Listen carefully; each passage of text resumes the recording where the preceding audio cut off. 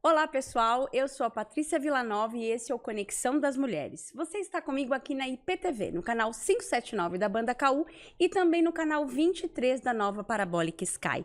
Não se esqueça de se inscrever no nosso canal, ativar o sininho de notificação, porque toda quinta-feira às 19h30 tem um episódio novo. E hoje a gente vai falar sobre a Lei Maria da Penha. Esse mês de agosto está completando 18 anos que a lei foi criada. Nós recebemos para tratar desse assunto a doutora Juliana Puccini. Ela é delegada de polícia, tem 27 anos de carreira e acompanhou de perto a formulação dessa lei e atuou em diversos casos neste segmento. É isso, doutora? Isso.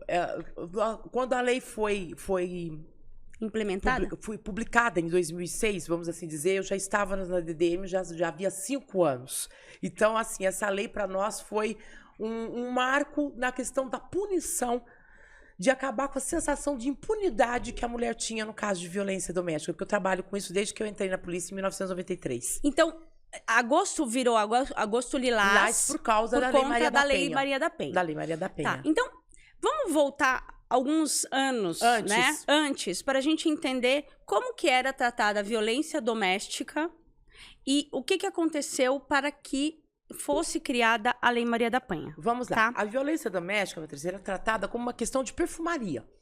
Mas era mesmo. Assim, a mulher ia na delegacia, ela se sentia vítima 2 vezes. Por isso foram criadas as DDMs. Eu vou voltar bem no tempo. O quê? DDMs, Delegacias de Defesa da Mulher. DDMs. Vamos voltar em 1985 com a doutora Rosemarie Correia, que foi a primeira delegada de defesa da mulher do mundo, porque a primeira delegacia foi em São Paulo, foi no Brasil, depois se estendeu para o mundo, certo? Então, e foi a delegacia da mulher para quê? Para a mulher se sentir acolhida. Porque muitas vezes a mulher era atendida por um homem. Então você não vai se sentir acolhida. E vamos falar a verdade, o machismo impera na nossa sociedade. E numa delegacia de polícia, muito então... mais ainda, né? Eu que eu digo quando eu entrei em 1993, com 23 anos de idade na polícia. Então, o que acontecia? As DDMs foram criadas para dar um maior acolhimento. Só que nós, em 95, nós tivemos a Lei 9.099, que transformou os crimes com pena até de 2 anos em crimes de menor potencial ofensivo. E a maioria dos crimes de violência doméstica, que era lesão, ameaça, injúria, difamação, eram considerados de menor potencial ofensivo. Então, a pessoa chegava nas delegacias, não se fazia flagrante mais, se fazia um termo circunstanciado, se comprometia a uma prestação de serviço alternativa à comunidade. A maioria das vezes era uma cesta básica, essa prestação de serviço. Então, o que aconteceu? E a maioria dos juízes... Nem fiança. Não tinha flagrante. Hoje tem fiança, na época não tinha. A partir de 1995, nem flagrante tinha. Você fazia o termo circunstanciado e a pessoa ia embora junto com a vítima. Nessa época, as mulheres, eu acho que hoje ainda se você for ver, eu imagino, tá? Que o tanto de mulher que é violentada, que sofre alguma injúria, enfim, algum tipo de violência, seja ela física ou não, certo? Que se reporta, que vai dar queixa, ainda é muito inferior ao número do que realmente acontece. É uma ponta do iceberg. Eu lembro que quando entrou em vigor a lei da Maria da Penha, em 2006, o número de denúncias cresceu assustadoramente. Aí falaram, aumentou a violência? Não. A violência que nós vemos hoje sempre existiu no país. Só que eu falo que é o quê? Uma sujeira que jogava-se por debaixo do tapete. Aquela famosa frase, em briga de marido e colher, ninguém mete a colher, ninguém mete a colher, tem que meter o braço, a mão, o corpo. Porque todas nós somos passíveis de ser vítimas de uma violência. E nós vamos falar sobre os tipos de violência que a lei implementou. Você vai ver que a psicológica, quase todo mundo passou na vida e nem sabia que estava passando por violência. Sim. Então, tinha aquela sensação de impunidade, porque ficou assim, violência contra a mulher, lesão corporal, igual cesta básica. E muitas vezes, dureza. É de rir, né? É de chorar. Pra gente que tava de chorar, lá, mas... de rir. Não, mas os homens sambavam na nossa cara. Dava risada na minha cara. Comigo não se metia muita besta, porque eu levantava da cadeira, e né? já vi a altura. E também estavam com medo de levar um desacato, e o desacato, na época, era flagrante, então...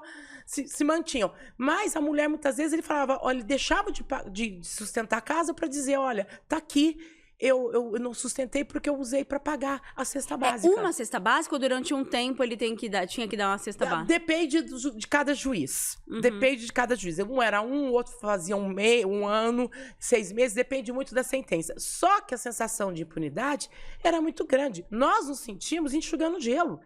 E a vítima podia ainda voltar atrás, porque dependia de representação no caso da lesão corporal também. Então, a mulher chegava toda estourada, se não desse lesão grave, era o termo circunstanciado. Aí, em 2006, veio a criação da lei. E por que foi criada essa lei? Vamos lá. Maria da Penha é uma farmacêutica, vítima de dupla tentativa de homicídio, que o marido tentou matá-la 2 vezes, no mínimo. Isso depois de anos de outros tipos de violência. Sim. E ela sempre denunciando. Sempre denunciando. E a justiça a passo de tartaruga. Né? Tadinho, sem tomar... Coitada da tartaruga. Coitada da tartaruga. Mas sem tomar, enrolando. Muitas vezes dava uma facilitada para os agressores, né? Porque, infelizmente, tinha a questão do machismo muito forte, como tem hoje na sociedade ainda. É o patriarcado. É o patriarcado. Nós vivemos uma misoginia. Nós vivemos um patriarcado. Não adianta. E o que acontecia? O caso dela não andava. Aí ela conseguiu... Quantos anos ela tinha na época? Você se lembra? Ela uns 40 e poucos. Tá. A idade eu não lembro. Mas o que aconteceu? Ela ficou numa cadeira de roda. Ela ficou paraplégica. E mesmo assim o negócio não andava. O que aconteceu? Ela denunciou o país na OEA. A Seção de Direitos Humanos. OEA. É a Organização dos Estados da América do Norte. Tá bom. Tá? Então, é a Organização dos Estados Americanos. Desculpa. Organização dos Estados Americanos. E tem a Seção de Direitos Humanos. Ela tem um tribunal. Denunciou o Brasil. Ela denunciou o Brasil no Tribunal da Organização dos Estados Americanos. Por pela quê? demora. Ela denunciou o Estado brasileiro pela omissão no caso dela. Por quê? Vários países assinam. Nós temos tratados tanto dos Estados americanos, como temos tratados do mundo inteiro, também na ONU, que o Brasil, vários países, eles assumem o compromisso de dedicar-se a certos assuntos, de fazer leis específicas para certos assuntos. E o Brasil tinha assinado um tratado para erradicar a violência contra a mulher no país. E é denunciado num caso desse. Então, o que foi? Foi feito um processo e o Estado brasileiro foi condenado por omissão. E uma das penalidades, ela recebeu uma indenização simbólica, mas o principal, que uma das condenações pela omissão do Estado brasileiro foi que não tem uma lei específica. Aí o país teve que acorda e faça a lei. Daí veio a Lei Maria da Penha. Mas eu imagino também que ela devia ter uma advogada muito boa ali ajudando. Foi uma ONG que abraçou a causa dela. Foi uma ONG que abraçou a causa dela. E ela tem o Instituto hoje Maria da Penha, ela é referência no país, certo? E é uma coisa assim, que a violência, Patrícia, a gente sempre vê, só que a gente está acostumado como se fosse um comportamento normal. Hoje ele tava nervoso, né? Hoje ele tá nervoso. Ele tá nervoso, ele tá bêbado. Tá, aconteceu um lance comigo ontem que eu já te falei, que a primeira coisa, não foi violência não, mas uma situação meio constrangedora, que a primeira coisa que vieram falar pra mim, ele tá bêbado. Eu falei, daí? O problema é dele. Então tem esse negócio da mulher ser vista como o objeto do homem, o saco de pancada, desculpa falar assim, mas eu vou no português mesmo, de ser o saco de pancada da família. E isso é considerado normal. E o que essa lei fez? Ela quando se fala em lei, ela colocou um monte de artigos. Não. Crime, ela só previu que é quando o marido ele deixa de cumprir as medidas protetivas, que nós vamos falar rapidamente, ele comete uma infração. Né? Daí tem a penalidade. É o único crime que tem. O que ela fala? Ela fala da criação de órgãos especializados no atendimento da mulher. Hoje nós temos várias especializadas na violência contra a mulher. E ela coloca algumas medidas protetivas, porque muitas vezes a mulher apanhava, era vítima de ameaça e tinha que continuar em casa. Quantas vezes eu não fui na casa da mulher tirar as coisas para a mulher sair correndo de casa? Então, ela é violentada e ela tem que sair de casa.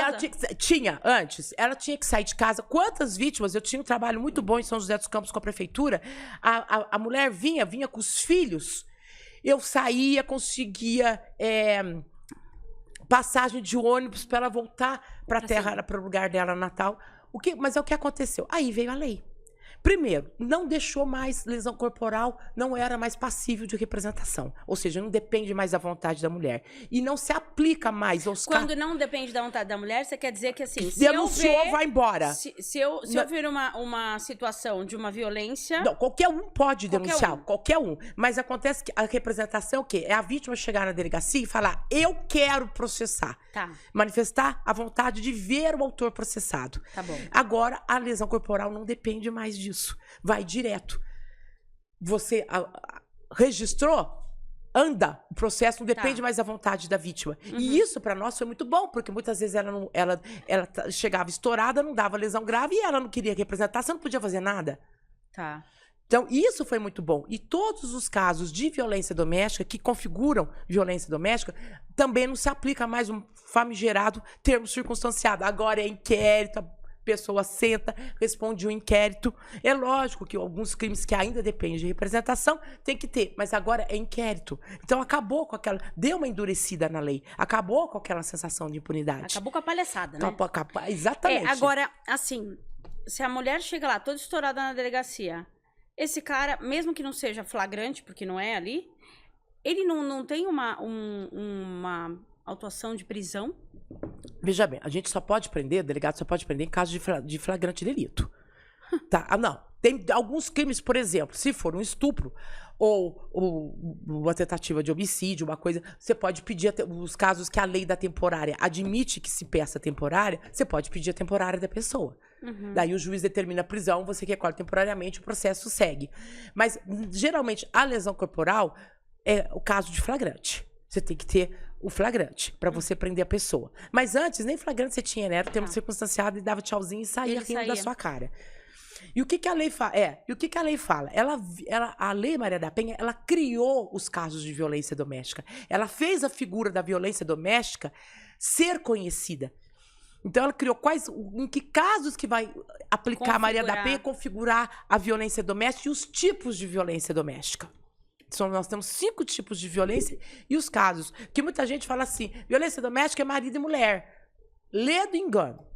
Hoje estamos tratando da Lei Maria da Penha, que faz 18 anos que essa lei foi promulgada. E por esse motivo, em agosto, se chama dentro do calendário de saúde, digamos assim, qualidade de vida, Agosto Lilás, em referência à Lei Maria da Penha.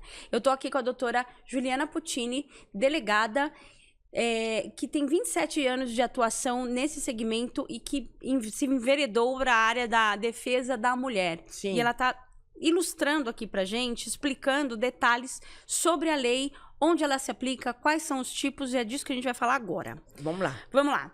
Quais são os tipos de violência que estão compostas ali na Lei Maria da Penha? São 5. São 5. Daí você tem que pegar essas violências e transportar para o Código Penal para ver qual crime vai incidir. Tá. Nós temos a violência física. Física, que é a porrada mesmo. A facada, o tiro, daí puxar o cabelo, cortar o cabelo, colocar o pé para você tropeçar.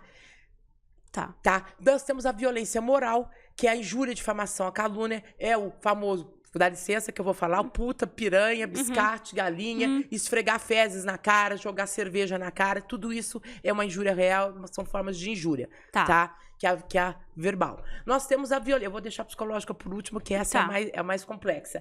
Nós temos a violência patrimonial, que, por exemplo, que é quando ele invade o aspecto financeiro da parceira, vai desde o não pagamento da pensão alimentícia fixada, mas, por exemplo, quando ele esconde os bens do casal, quando ele quebra os objetos ele, pode ser ela ou ele, o autor, vamos assim dizer, que nós vamos ver que pode ser tanto homem quanto mulher. Quando o autor ou autora, eles, por exemplo, danificam o carro, corta a roupa, quando eles, por exemplo, retém o documento, some com o RG, cartão, né? Retém cartão, retém documento, obriga a assinar a procuração, destrói até fotos familiares de vínculo afetivo, tudo isso é violência patrimonial. Eu conheço gente que chegou no consultório da vítima e arrebentou, a vítima era dentista, arrebentou com o consultório da mulher. Violência patrimonial. Violência patrimonial. Tá. Certo? Aquela história, você não pode dirigir porque o carro é meu. tudo isso, gente, é violência patrimonial e a pessoa não tem noção. O marido tem marido que controla o salário da esposa. Que a esposa, eu conheço uma pessoa que ela é artista, os Pix eram feitos na conta do marido. Uhum. Porque a maior forma de você controlar uma pessoa é a violência financeira, né? É você segurar a pessoa financeiramente presa. Você. Ela depende de mim, né? Financeiramente. Tá. Muitas mulheres suportam isso por causa da questão da dependência financeira. Por isso que a gente defende tanto aqui que quando a mulher casa ou tá se relacionando, gente, jamais você tem que abrir mão da sua independência financeira. Mamãe falava o seguinte, o seu primeiro marido é o seu emprego. Meu pai falava o seguinte também, nunca deixe de ter o seu dinheiro para você não ser espizinhar. Aliás, foi um dos maiores feministas que eu conheci. Seu pai? Na vida foi meu pai. Meu pai e minha mãe. Apesar deles serem conservadores, né, meu pai morreu com 96 anos, a minha mãe com 86, mas assim, a mentalidade, tiveram 4 mulheres e prepararam 4 mulheres para a vida. E uma delegada de polícia no meio. Mas olha, vamos lá.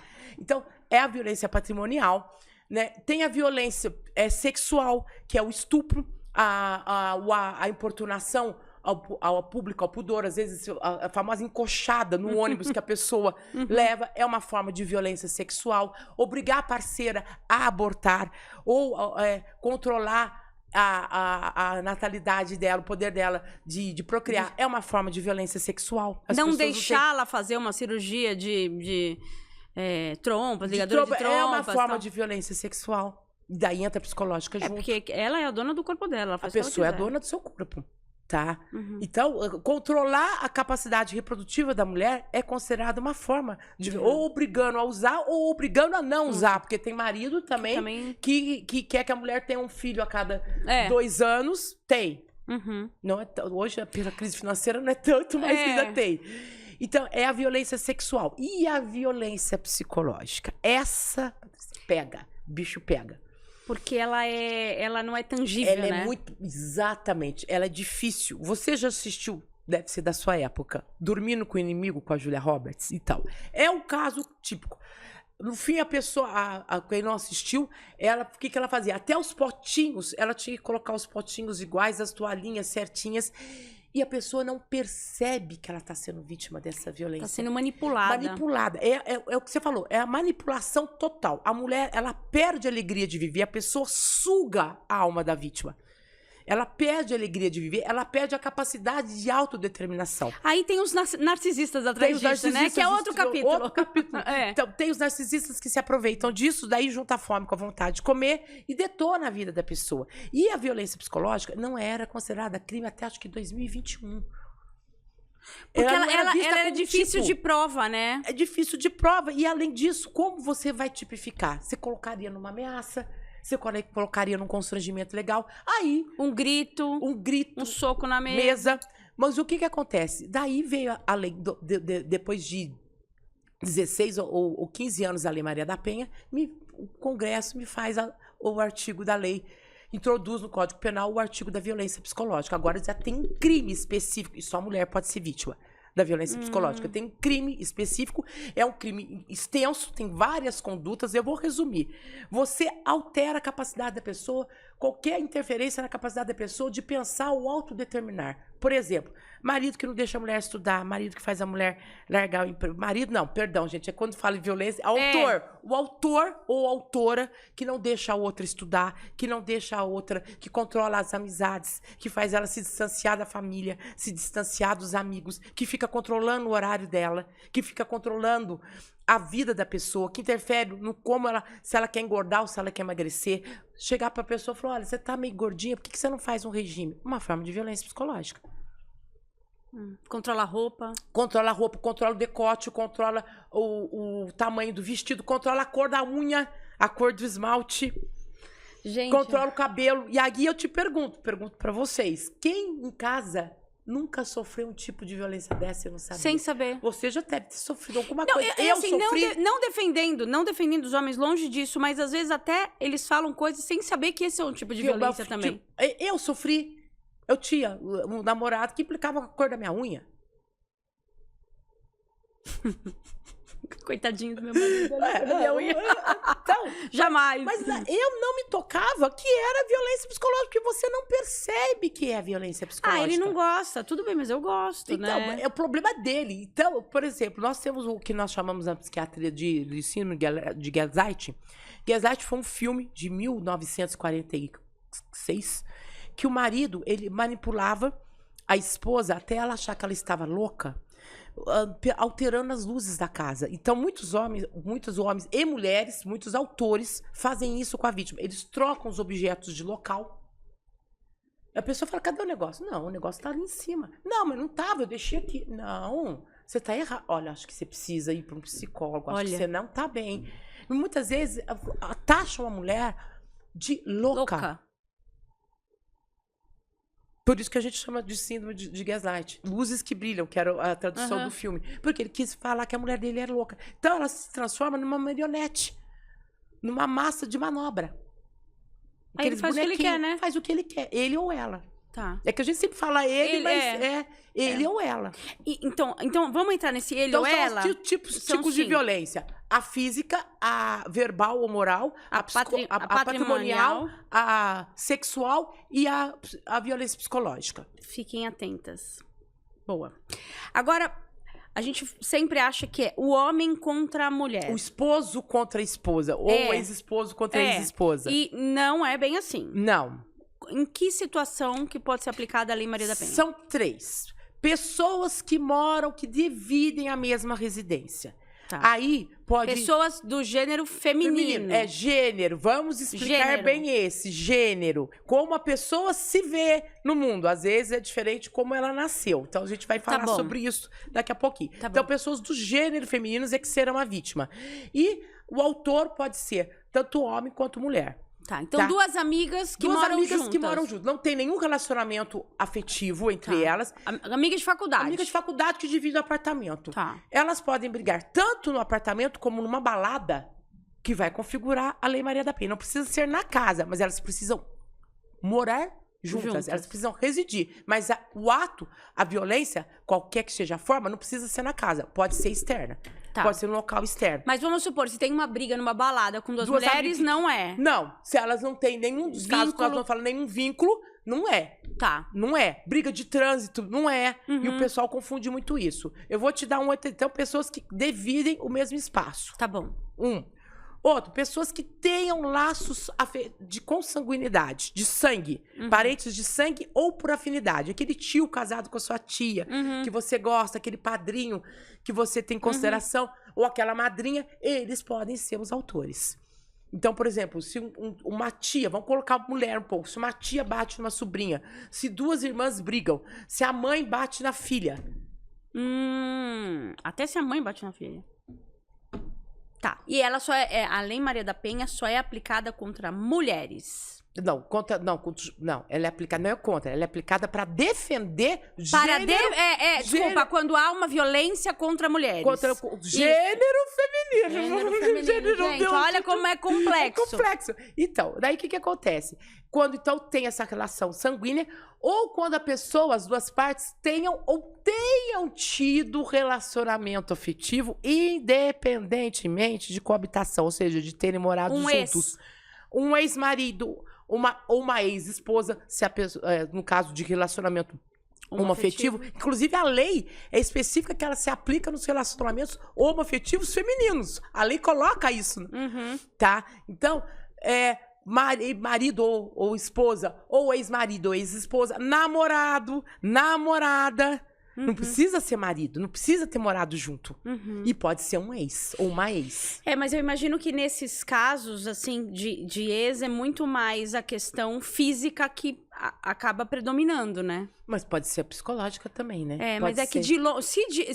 É mais o físico que vai. Se a psicológica já é difícil de provar estando junto, eu imagino que um ex fica muito, né? Olha, mas tem os famosos stalkings da vida...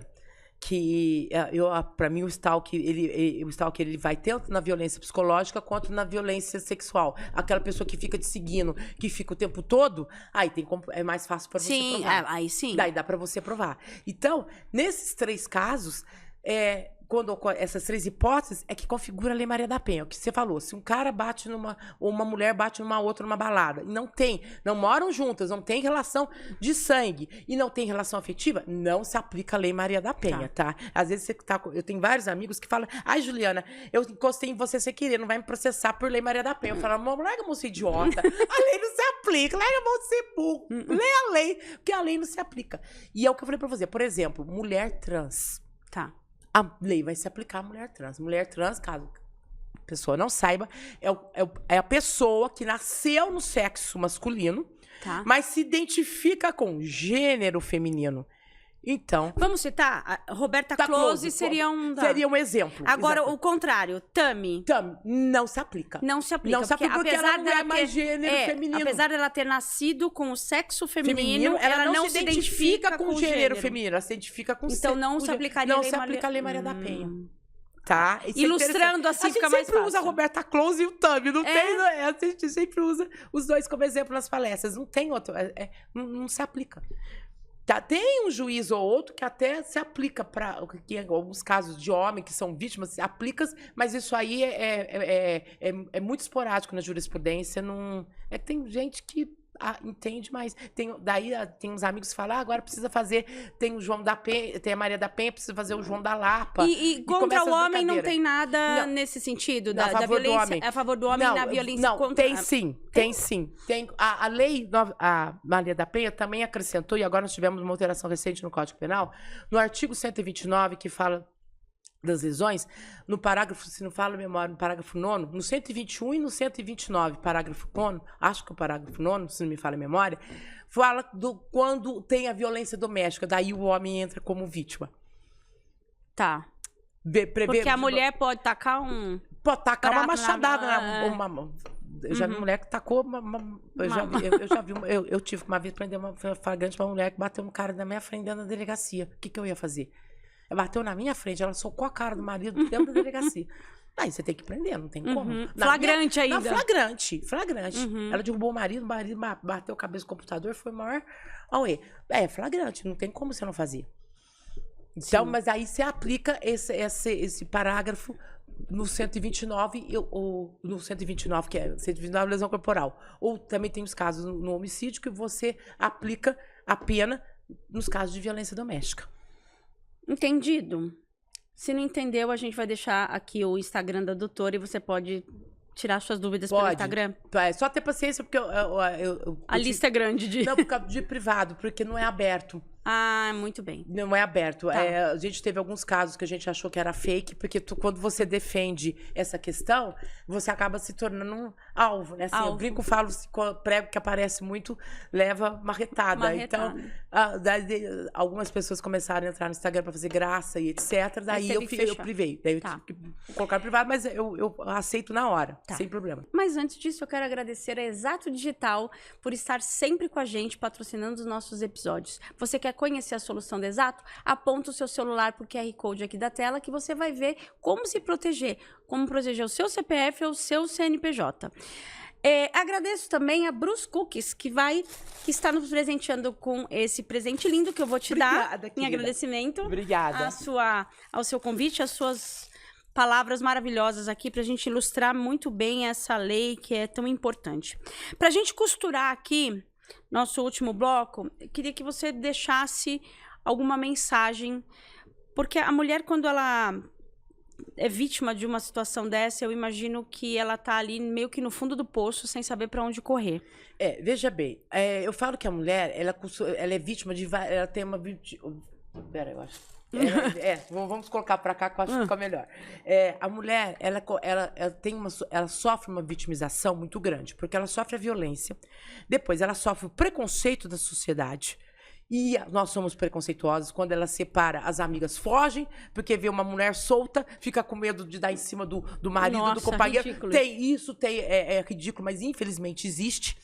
Tá? Então, porque a mulher, para ser feliz na nossa sociedade, ela tem que ser casada e ter filhos. Ninguém consegue admitir uma mulher solteira que não tenha filhos e seja feliz. Um exemplo aqui que as pessoas perguntam: o que houve de errado que você não casou? Eu falei: eu tenho uma causa para defender. Eu não sou feliz assim. Eu não preciso casar e nem ter filhos. Então, ela sofre uma série. Ela tem problema da família. A família não aceita. Porque muitas vezes ela volta com filhos. Ela não tem uma profissionalização. Ela abandonou o emprego dela que ela tinha para se dedicar ao marido. Para se dedicar ao marido e dançou. Então, vai vir com os filhos, é uma boca a mais para sustentar. A família, muitas vezes, a mãe passou pelaquela questão com o pai dela, a avó passou com o avô. E a história se repetiu, né? É um ciclo vicioso, é uma bola de neve. É um comportamento normal. Ai, mas a culpa foi sua. Vê se você... Sempre a culpa é dela. Vê se você pensa bem, vê se você não fez alguma coisa, se você não deu motivo. Olha. Isso é um absurdo. Mas por quê? Porque a mulher foi criada, e é criada até hoje, para casar, ter filhos e ser dona de casa. Então eu falo para você, agora eu vou virar para a câmera, para você que está nos ouvindo. A melhor companhia do mundo é você mesma, é a única que nunca vai te abandonar. Você acha justo você deixar de fazer as coisas que você gosta, de você deixar o seu emprego por uma pessoa? Gente, casamento é um papel, é um contrato. Não é sinônimo de estabilidade para ninguém. Nós vivemos um mundo que tudo é estável. Você está casado, tem gente que fica louca da vida, mas você está casado, você pode deixar de ficar. E o que fica toda a sua vida? Você vai depender da sua vida financeira da pessoa? Então, eu vou dar um conselho que a minha mãe me deu. Seu marido é o seu primeiro emprego. Se profissionalize, tenha sua independência financeira e não tenha medo de ser feliz, não tenha medo do julgamento dos outros, porque ninguém vai conviver com aquele inferno que é a violência psicológica, que é a violência física, que é a violência sexual, que é a violência patrimonial ou a moral. Você tem que ter a força para dar seu grito de independência e continuar a viver. A vida para a pessoa não acaba quando ela casa ou quando ela separa. São apenas estágios. Então tenha sua dependência financeira e não tenha medo de denunciar, gente. Não tenha medo de denunciar. A única arma que nós temos para defender as mulheres é justamente a denúncia. Aquilo que você falou. Os casos que chegam são apenas a ponta do iceberg. Para denunciar, a própria vítima... Sim, na delegacia da mulher. Sempre a delegacia da mulher. A delegacia da mulher, que agora está especializada em casos de violência doméstica. Tá? Procura a delegacia da mulher, pode ligar para o 180, para o 181... Tá? Mas o certo é ir à delegacia e denunciar. E agora nós temos leis que os síndicos de prédios são obrigados a denunciar. Tá? Escutou, é obrigado a chamar a polícia, é obrigado a tomar atitude. E então, se o meu apartamento do lado tá acontecendo alguma coisa que a gente acha estranho... Tem que denunciar. É interessante. E se a gente denuncia e não é nada do que a gente estava pensando? Pra isso tem um 181 que é denúncia anônima, né? Não, vamos supor. Eu acho que está acontecendo alguma coisa errada, eu denuncio. Chama a polícia chega e vai resolver, tá? E outra coisa, nos bares, nos restaurantes, isso é importante. Nós temos uma lei que tem que estar afixado nesses locais. Cartazes dizendo que a pessoa, de alguma forma, se sentir importunada, ela tem que chamar o garçom, tem que chamar o gerente, inclusive eles têm que levá-la até o carro dela ou o táxi para acompanhá-la. Porque se ela for vítima de alguma abordagem, tem que denunciar. Isso foi um passo muito importante do governo do estado de São Paulo, que eu achei super interessante para as mulheres. E, gente, denuncia. Porque vai sempre... A nossa sociedade é uma sociedade patriarcal, é uma sociedade misógina, e se a gente não mudar a nossa mentalidade... Há 30 anos eu falo sobre isso.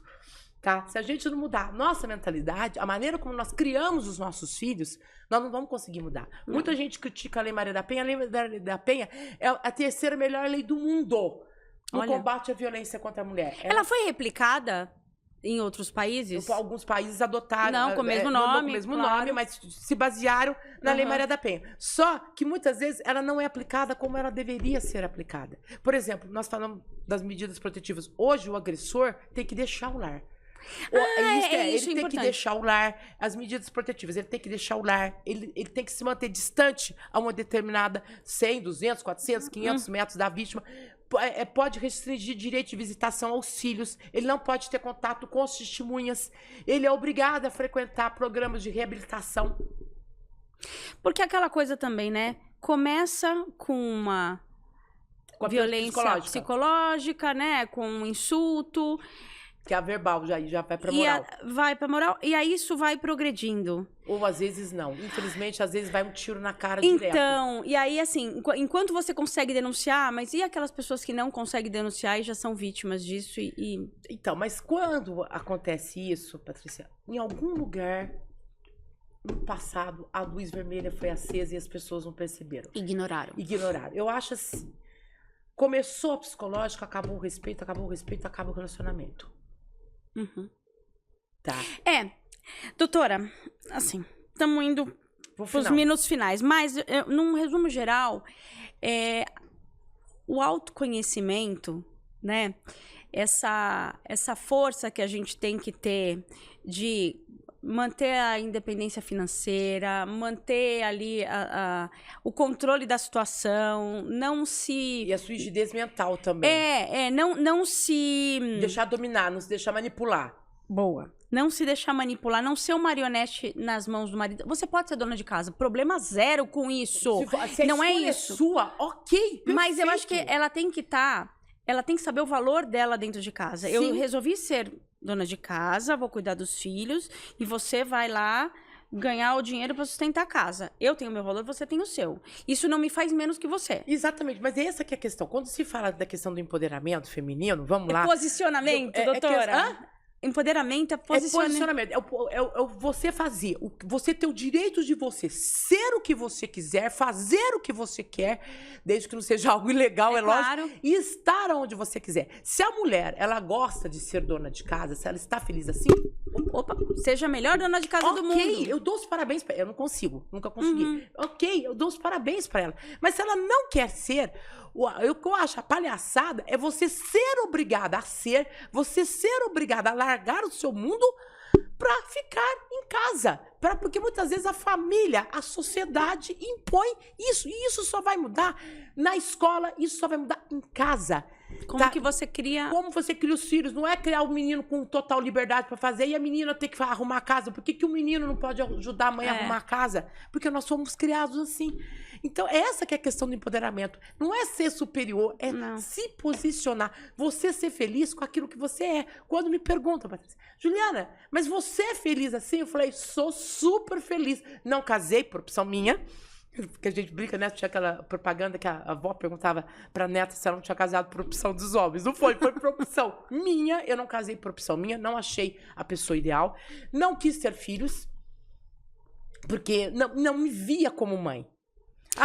Mães são todas as suas... Eu tenho minhas vítimas, eu tenho milhões de vítimas. Eu não fui mãe de filho físico, mas eu sou mãe de psicológica de muita gente. A maioria dos meus seguidores me acharam no Facebook, quando eu fui pro Facebook, Instagram. Doutora, há quanto tempo? Doutora, eu preciso da senhora. Doutora, por que a senhora saiu de São José? Doutora, a gente precisa da senhora de volta. Cria um vínculo. Sim. Então, o grande X da questão. Recomeçar é mais uma opção de ser feliz. Sim, e se preparar. Não tenha medo de denunciar. A denúncia é o caminho certo, o caminho correto para você se desvencilhar desse agressor, desse seja ele, desse pesadelo, e recomeçar uma vida. Disque denúncia 181 e 180. Se você está escutando, vendo, presenciando algum tipo de violência contra uma mulher, também denuncie. É seu dever, é sua obrigação como cidadão.